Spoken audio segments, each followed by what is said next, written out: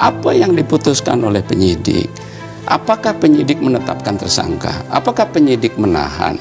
Apakah penyidik memberikan pembantaran? Tentunya ada ketentuan-ketentuan yang secara undang-undang ya Pak menjadi pertimbangan dan hak subjektif daripada penyidik untuk menahan ya Pak, dan hak penyidik juga untuk menilai.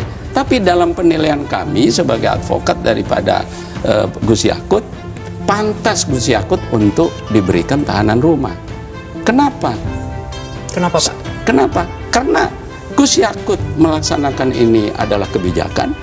Yang kedua, sampai saat ini tidak pernah ada alat bukti yang menunjukkan bahwa Gus Yakut menyuap. Nggak pernah ada Gus Yakut memberikan uang, dan nggak pernah ada bukti Gus Yakut menerima uang. Menerima dia gampang, dilihat di PPATK, dilihat di LHKPN, dilihat di rekening, dilihat di laporan pajaknya.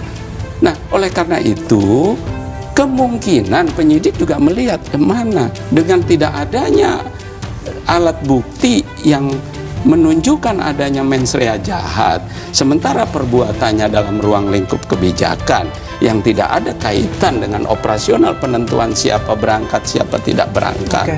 Dan kemudian memang permohonan kami ini kan penahanan dilakukan sebelum Lebaran. Sebenarnya juga dipanggil sebelum Lebaran itu kan menurut penilaian kita kan kurang manusiawi, subjektif. Ya Pak, kok orang mau Lebaran dipanggil, ya tunggulah gitu ya.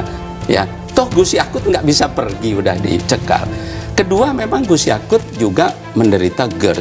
Bisa dicek di dokter riwayat kesehatannya. Separah apa Pak?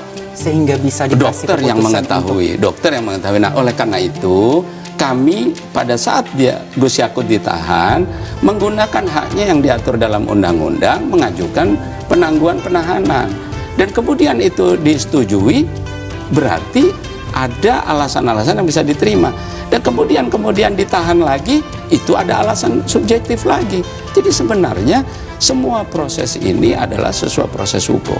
Oleh karena itu masyarakat harus kita ajarkan berpikir positif Pak, tidak negatif. Positif itu termasuk nol itu positif Pak, netral.